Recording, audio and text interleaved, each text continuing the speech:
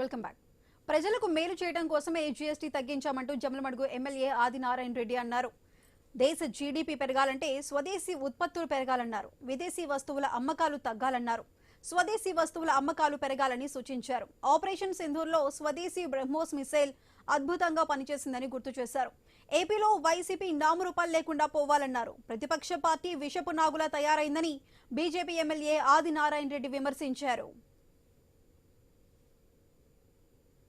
మన బ్రహ్మోస్ పాకిస్తాన్ యొక్క సైన్యాన్ని అటాక్ చేసడానికి బ్రహ్మాండంగా ఉపయోగపడింది. బ్రహ్మోస్ మన వస్తువులు గతంలో కోవాక్సిన్ ఇక్కడే చిత్తూరు జిల్లాకు సంబంధించిన భారత్ బయోటెక్ కంపెనీ వాళ్ళు తయారు చేసినది దాదాపు 133 దేశాలకు కరోనా భయంకరమైన పరిస్థితుల్లో కూడా అది అమ్ముడుపోయింది.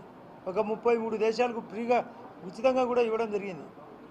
అంటే భారతదేశ సంస్కృతి, భారతదేశ విధానం, జీడిపి పెరిగేదానికి స్వదేశీ వస్తువులు ఉపయోగపడతాయి. ఆ దరిద్రుడు జగన్ పార్టీ ఎప్పుడు నామరూపాలు లేకుండా ఉండాలి. మననే మా నడ్డా గారు వైజాగ్లో చెప్పినాడు. నేను ఇంతకుముందే తిరుపతిలో కాళహస్తిలో చెప్పినాను. ఆ రోజు జగన్ పార్టీ అధికారంలో ఉన్నప్పుడు ఇటువంటి ఫ్రాడ్ పార్టీ, దరిద్రమైన పార్టీ పోవాలని అనుకున్నాడు.